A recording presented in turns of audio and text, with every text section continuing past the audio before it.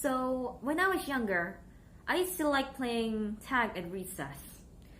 I used to be the one who chased people most of the time, but unfortunately, I didn't always get to tag people back. That's because some of the people that I chased got to create this little area where they could just stand there and I couldn't touch them. I couldn't tag them, even if I wanted to. When I asked them why they didn't let me switch teams or why they didn't let me tag them, one of the girls just came up to me and told me, well, that's because your hair's too curly and your skin's not light enough.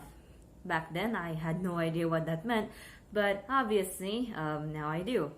Looking back on it, that really just shows how prejudice and not wanting to accept other people for who they are can be part of the root of bullying. You don't like that person just because of a trait that they have.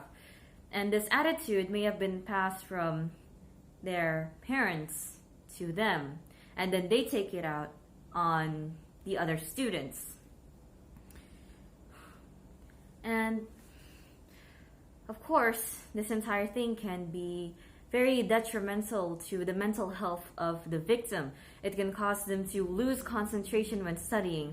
It can cause them to become depressed. It causes a myriad of mental illnesses, and it really affects them to the point where it could still have lingering effects even far into adulthood, even after the bullying has, maybe you could say, passed a long time ago.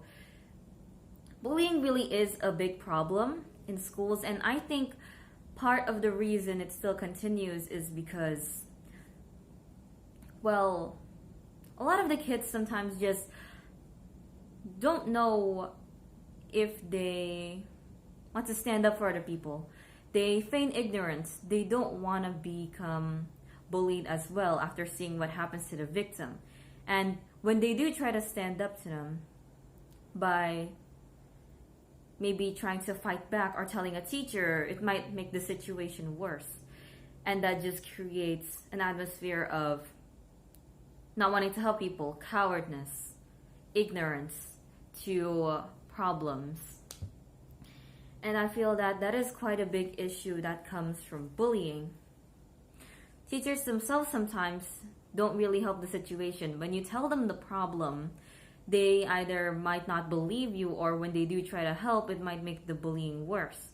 So I feel like a good way to cope with that might be to, rather than just punish the bully, maybe we can learn to help them work through their problems. Obviously, we should still discipline them, but we should help them work through their problems as well.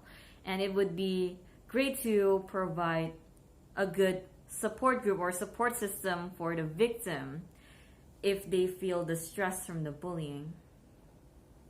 So, all in all, bullying has a bad effect on the schooling environment, since a lot of the students become discouraged to want to stand up for others and themselves, and they become not concentrated with learning since people are bothering them and their own thoughts are bothering them. This can cause them to maybe carry some of these things that they've learned from being bullied or seeing others bullying them into adulthood, and this may cause them to also treat other people around them the same way those people treated them. Which is why we need to learn to be able to properly support and discipline the students and the people around us. We need to show that we care and that we can be someone they can rely on when they need us, so that the new generation can become better people, even through all of their hardships. So that's basically my speech. Thank you for listening.